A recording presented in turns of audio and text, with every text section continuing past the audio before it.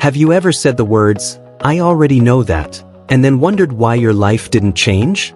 Maybe someone gave you advice and you nodded, thinking, "I've heard this before." Maybe you read a book and skipped pages because you thought you knew the content. Or maybe someone tried to teach you something, but you stopped listening because you assumed you already understood. Here's the truth: there is a dangerous gap between knowing something and truly understanding it, between hearing words and living wisdom. If you've ever felt stuck even though you know what to do, this story will open your eyes. In a kingdom famous for its scholars and libraries, there lived a young man named Mark. At just 25 years old, Mark had read more books than men twice his age. He could quote philosophers, recite poetry, debate theology, and explain complex theories with impressive clarity. Everyone in his city knew him as the scholar. But there was something else they knew about him, something they whispered when he left the room. Mark knows everything except how to listen. When people spoke, Mark would nod impatiently, waiting for his turn to talk. When teachers offered wisdom, he would interrupt. Yes, I already know that.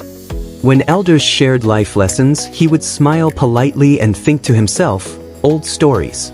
I've heard them all before.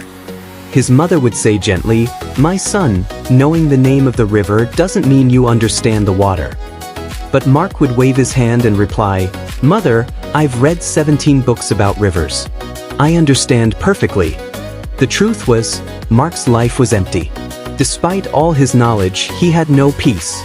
Despite reading about friendship, he had no real friends. Despite studying happiness, he woke up every morning feeling hollow.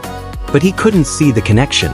He kept thinking, "I just need to read more, learn more, know more." He didn't realize that his 4 favorite words, "I already know that," were building a prison around his heart. One autumn day, Mark heard about a master gardener who lived at the edge of the kingdom. People said this gardener could make flowers bloom in winter and teach trees to bear fruit out of season. Mark scoffed. "Superstition. I've read about horticulture. I know the principles." But curiosity won. He decided to visit, not to learn, but to prove this master was just an ordinary man with an undeserved reputation. He found the master kneeling beside a small pond, quietly arranging stones.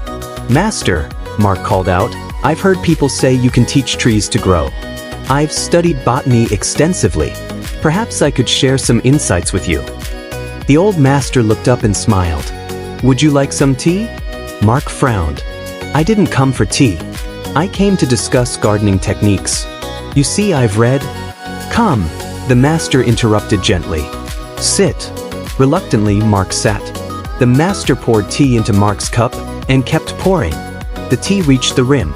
The master kept pouring. Tea spilled onto the table. The master kept pouring.